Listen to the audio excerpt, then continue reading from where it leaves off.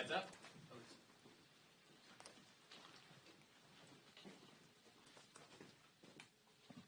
Good afternoon, everyone. House Democrats are going to continue to focus on the things that matter to the American people. We're going to protect Social Security, protect Medicare, protect Medicaid, protect our public schools, protect veterans, and protect nutritional assistance for children, everyday Americans, and families. House Republicans and the Trump administration are trying to take a chainsaw to everything that matters to the American people, like ending Social Security and Medicaid as we know it. Seniors on Social Security receive an average of $65 per month. They rely on Social Security, an earned benefit, to put food on the table, clothing on their back, and to make sure that they can pay their rent or pay their mortgage. It's extraordinary to us that Donald Trump, the administration, and Republicans are trying to detonate Social Security in real time, including by dismantling the Social Security Administration, which will impact the ability of older Americans to receive benefits.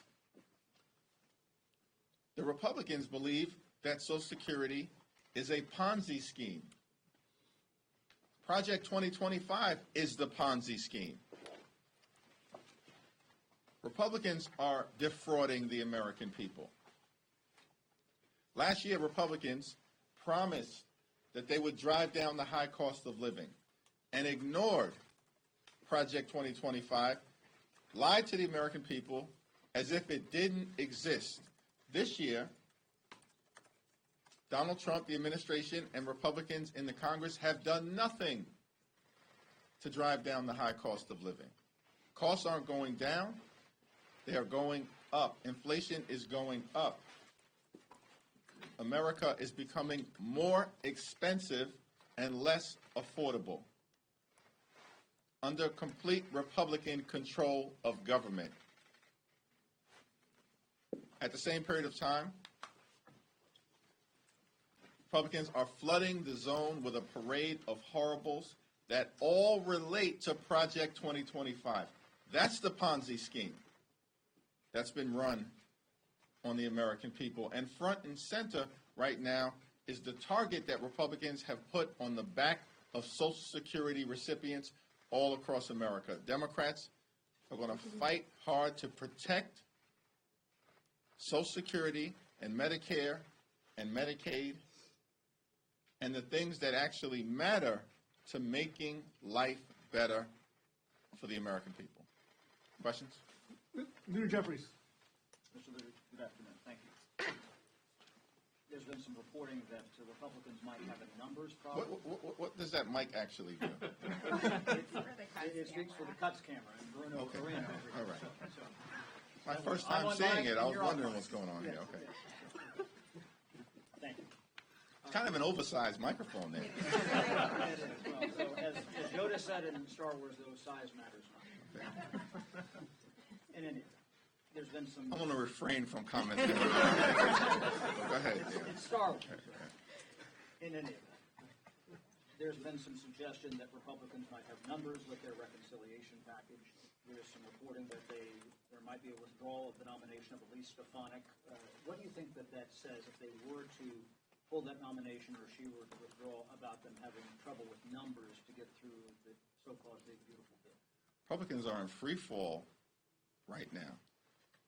House Republicans are fighting with Senate Republicans. Senate Republicans are fighting with House Republicans. House Republicans are fighting with each other because you've got a group of people who are uncomfortable with the fact that they were forced as House Republicans in so-called swing districts to vote for the largest Medicaid cut in American history.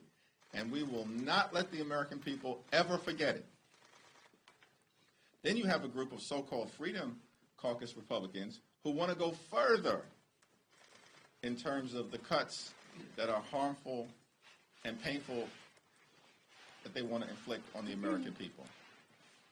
And then you've got Republicans in both the House and the Senate who don't know whether they should follow orders from Donald Trump or Elon Musk. So the whole situation is chaotic and confusing, but it all relates to a corrupt Ponzi scheme that they are trying to jam down the throats of the American people. But speak to this numbers issue. It's unclear what the numbers issue ultimately represents. I don't know. They seem to be panicking about the 2 special elections in Florida, which shocks the conscience of anybody who follows these races closely. Florida 1 and Florida 6. Donald Trump won those 2 districts respectively by 30 and 37 points. How is it that they are even competitive at this point? Why are Republicans panicking in deep red districts? It's because their agenda is unpopular. They are completely and totally out of control. There's been no focus on driving down the high cost of living, and instead, this budget that they want to jam down the throats of the American people in order to provide tax cuts to their billionaire puppet master donors like Elon Musk is also unpopular. So they do have a numbers problem that they're going to have to try to resolve, but that's for Republicans to work out. Sir? Yep. Yes?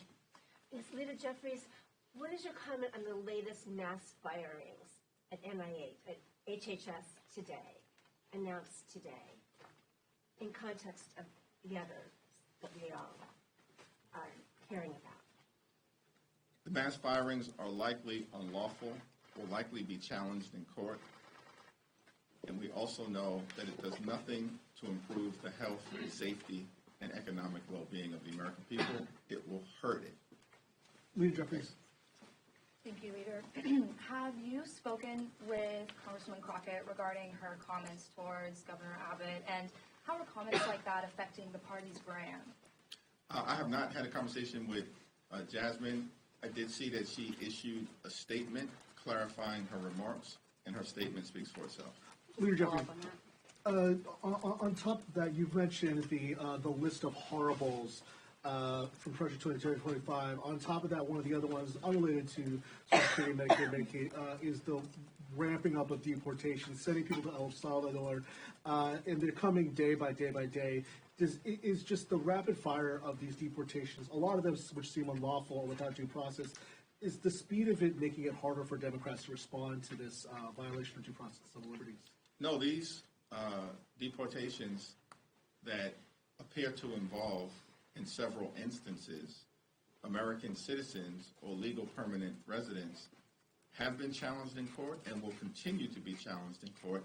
Democrats will also forcefully speak out against overreach whenever and wherever it occurs. Thanks. Thank you, Mr. Leader.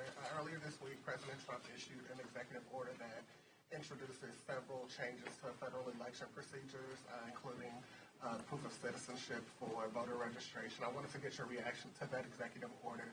And you've spoken about the role that kitchen table issues and that cost of living has played top of mind for a lot of voters. Do you think that these threats to democracy are also top of mind of voters, or will Democrats have to work a lot harder to communicate to the American people what the impact of executive orders like this is, even if they're challenged in court? Well, the executive order that was recently issued by President Trump is not worth the paper it has been written on. It will be challenged in court, and it will be invalidated. Do you think that the American people, because it's going to be challenged in the court, that it's not worth Democrats putting forward a forceful message about the fact that Republicans have claimed that federal elections should be left to the states and local municipalities, but now you see this executive overreach? Is that something that you think the American people should be aware of? Republicans have zero credibility on the issue of protecting democracy and as it relates to the integrity of our election. Republicans have actually concluded that voter suppression is an electoral strategy. These people in the House wouldn't even be in the majority right now if it weren't for the egregious mid-decade highly partisan gerrymandering that took place in North Carolina. Think about that. They would not even be in the majority right now, but then they're running around the country claiming to have a mandate. Give me a break. There were a number of town halls last week where Democrats heard from constituents who were angry that the party isn't doing more to stand up against Trump. AOC said at one of her rallies that she thinks you guys need leaders who are fighting harder for the Democratic Party. Do you think the party could be doing more to fight against Trump and MAGA? It's all hands on deck, and it will continue to be all hands on deck. Leader Jeffries. Thanks. Yep. Thank you, Leader. Sure. Just wanted to ask about the DC budget fix. Have you spoken to Speaker Johnson about what the timeline is for when that's expected to come to the floor? And are you concerned about conservative opposition potentially derailing the bill? Andy Harris was saying earlier today that they're pressing for requirements for the district. I don't know if that's something that Democrats can even get on board with. In terms of the District of Columbia funding fix, it needs to happen before we go on the next district work period, which means it should occur either next week or the week after next. The Senate Republicans have clearly and unequivocally expressed support for the spending legislation. Senate Democrats, House Democrats, apparently even Donald Trump himself has expressed support for the need to correct this egregious error that was in the House Republican highly partisan spending bill. And so it needs to happen. I haven't talked to Johnson specifically about this, but if there's further delay, I will raise it with him directly. Leader Jeffries. 2 weeks ago, you and Leader Schumer ended up in different places on the CR vote. Moving forward, what are you and him doing to get on the same page? We are on the same page right now as it relates to pushing back against the reckless Republican budget, which includes the largest Medicaid cut in American history. We are on the same page as it relates to stopping the Republican effort to dismantle Social Security as we know it. We are on the same page as it relates to what needs to be done to actually create an economy that is affordable for everyday Americans. Leader Jeffries. Thanks. Thank you. Obviously, the Democrats are mad. The base is mad. We've noticed this uptick in the use of expletives in both chambers by Democrats. I have a list. I don't want to read it. Am I on that list? No, you're not actually. You're a gentleman. You haven't used a curse word that I've heard of yet.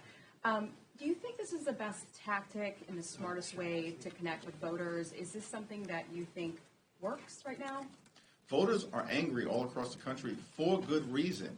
We are witnessing in real time an unprecedented assault by Republicans on the economy, an unprecedented assault on Social Security, Medicare, and Medicaid, an unprecedented assault on the American way of life, an unprecedented assault on veterans, thousands of whom have been fired without justification by the Trump administration, and an unprecedented assault on American democracy.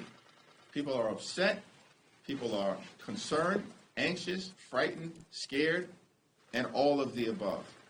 And so you see Democratic members across the country channeling those feelings in a variety of different ways. But one thing is clear, electorally, Republicans are on the run. They're on the run. We saw it in Iowa in January. We saw it in New York in February. We just saw it in Pennsylvania yesterday, in places where Republicans should not simply be winning, but winning easily. And it's because there is an energized Democratic base, and swing voters, along with independents, are abandoning Republicans in droves all across America. By the way, that's the reason why Republicans are actually spending millions of dollars in 2 districts in Florida that Donald Trump won by north of 30 points. So is it fair to say that you won't use that language, but you're okay with it? It's fair to say that Republicans are on the run all across the country, and I'm okay with that. Thank you. Given the anti-establishment energy from some of the Democratic grassroots on the ground, how confident are you that you'll be able to maintain the unanimous support that you've enjoyed from your caucus when it comes to the 2027 speaker election, particularly from some of the new members that may come in? Very.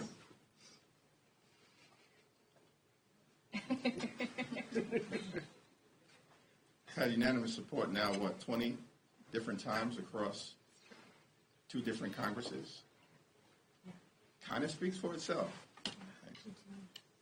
Thank you, Leader. In recent days, we've seen a number of students, international students here on visas, get detained at Columbia, Tufts, and today the University of Alabama. Do Democrats have any advice for these students on things they can do to protect themselves from these detainments, and what specific actions do Democrats plan to take to combat these recent actions? We are carefully working with a variety of different advocacy organizations, as well as our allies in the legal community, and where appropriate, Democratic attorney generals, to make sure that we are forcefully pushing back against any violation of the law, including where students on visas and legal permanent residents, as was the case in New York, are being illegally targeted by the Trump administration. Thank you, Leader. Can you describe your relationship right now with Leader Schumer, and are you two good? Yes. Can I ask you to elaborate on your strategy? You said it's all hands on deck as far as what the fight looks like.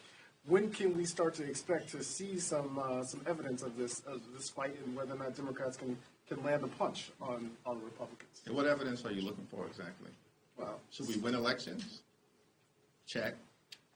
Should we outraise Republicans?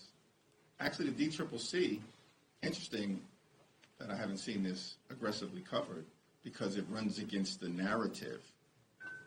The DCCC had its best off-year January ever and outraised House Republicans by $4 million. Wait a second. They're in the majority.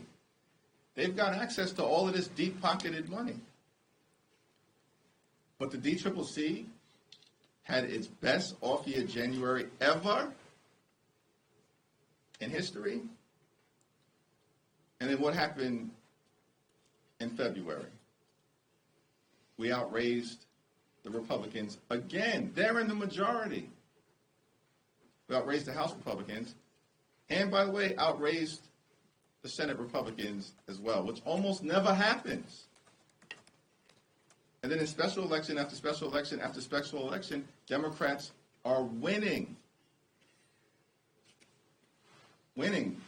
We're talking quantifiable facts, numbers, fundraising, elections, and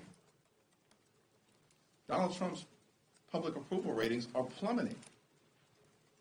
He's supposed to be in his honeymoon period right now.